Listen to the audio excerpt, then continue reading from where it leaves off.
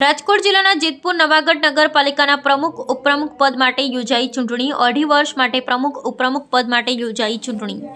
જેતપુર નવાગઢ નગરપાલિકા ખાતે ડેપ્યુટી કલેક્ટરની અધ્યક્ષતામાં યોજાઈ ચૂંટણી. પ્રમુખ તરીકે ભાજપમાંથી ચૂંટાયેલ મેનાબેન રાજુભાઈ ઉસદડિયાની વરણી, ઉપપ્રમુખ તરીકે ભાજપમાંથી ચૂંટાયેલ સ્વાતિબેન સંજયભાઈ જોટંગલિયાની વરણી, કારોબારી ચેરમેન તરીકે ભાજપમાંથી વિજયભાઈ ગુજરાતીની વરણી. પ્રમુખ ઉપપ્રમુખે જેતપુર નવાગઢના વિકાસના કામોને વધુ વેગવંતા બનાવવાની આપી ખાતરી. Bureau report Ashish Patadiya, Jetpur.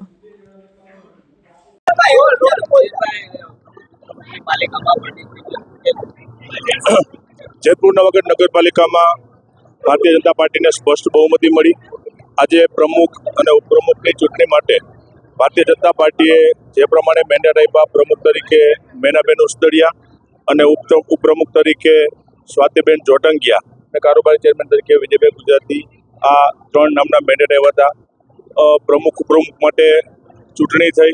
કોંગ્રેસ પક્ષના માત્ર એક ઉમેદવાર વિજય થયા હતા અને એને ફોર્મ ભર્યું.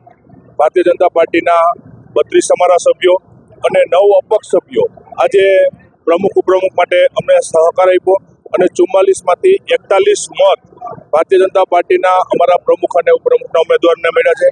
પ્રમુખ ઉપપ્રમુખ કારોબારી ચેરમેનને આ તકે હૃદયપૂર્વક અભિનંદન આપું છું અને આવનારા 2.5 વર્ષ માટે જ્યારે નગરપાલિકાનું સુકાન એની જવાબદારી સંભાળી છે ત્યારે આવતા 2.5 વર્ષ જેતપુર શહેરના વિકાસ માટે સાથે મળીને પ્રયત્નો કરશું અને જે પ્રમાણે જેતપુર શહેરના મતદાતાઓએ એક ભરોસો મૂકીને ભારતીય જનતા પાર્ટીને અમને શાસન આપ્યું છે, આ બે સૌ સાથે મળી, સભ્યો સાથે મળી અને જેતપુર શહેરના વિકાસ માટે કામ કરશું.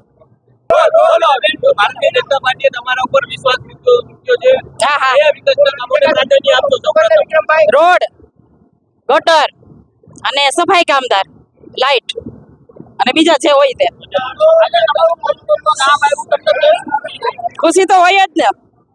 બધા સભ્યોનો આભાર માન્યા છે અને જેતપુરની જનતા અને ખાસ કરીને જયેશભાઈ અને લાલભાઈનો આભાર.